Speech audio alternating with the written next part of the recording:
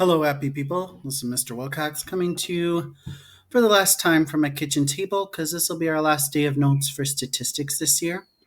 We've talked about distributions with the sample mean, distributions with a sample proportion, confidence intervals with a sample mean, and now we're going to talk about confidence intervals for the proportion. So, just like with the sample mean, where we were using the sample mean to estimate the population mean, today we're going to be using the sample proportion to make a confidence interval for the population proportion. So here is our formula for our confidence intervals for our population proportion. And so it's basically the same as the mean. I'm going to pause here for a second so you can write this in your notebook. And then when you're ready, hit play again and I'll explain what this all means. So remember when we were doing our confidence interval with our population mean, we were using these confidence levels and we found these Z alpha over 2s. Those stay exactly the same because we're going to first make sure that our distribution is roughly normal. So once we know our roughly normal, just like with our mean, we took our mean minus our Z alpha squared times our standard error. Here it's the same thing. This is how we found our standard error for our population. So we're going to use this formula here to figure out our confidence interval. And remember, confidence interval means that, for example, if we did a 95% confidence interval, we would expect our population proportion to be within that range 95% of the time. So here are the steps we're going to use today. Hopefully you can write this down as I talk because it's pretty short. We're going to first verify that our sample is roughly normal by using our making sure by making sure that this is true. We've been doing this all along, taking the sample times our proportion times 1 minus our proportion to make sure it's greater than 10. Because if that is true, then we know it is roughly normal.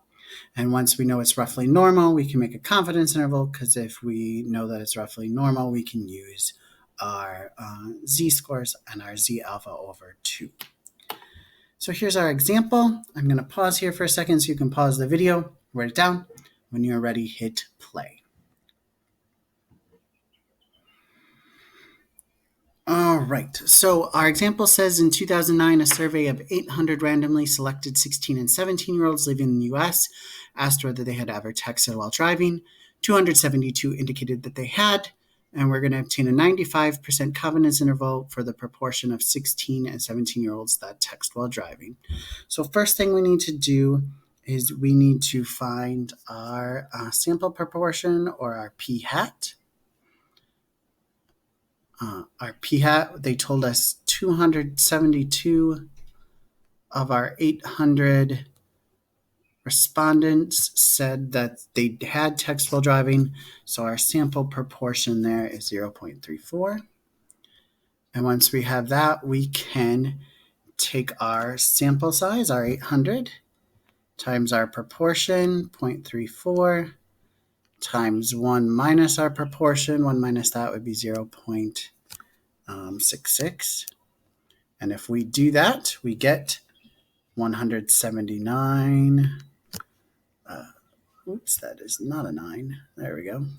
0.52. And that indeed is definitely a lot greater than 10. So we can safely assume that the distribution of our proportion is roughly normal.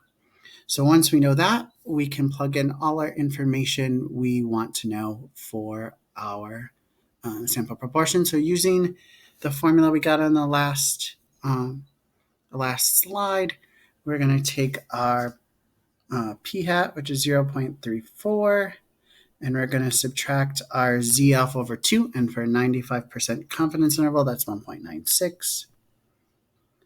and we're going to multiply that by our standard deviation, which we found by taking the square root of our p hat times 1 minus our p hat, which is 0.66, over our sample size, which is 800.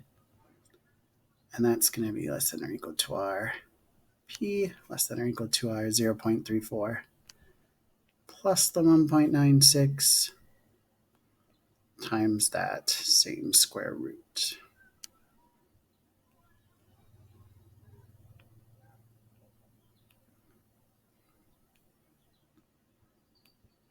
So if that moved a little too fast for you, go ahead and look back at the equation we wrote down. 0.34 is our p hat.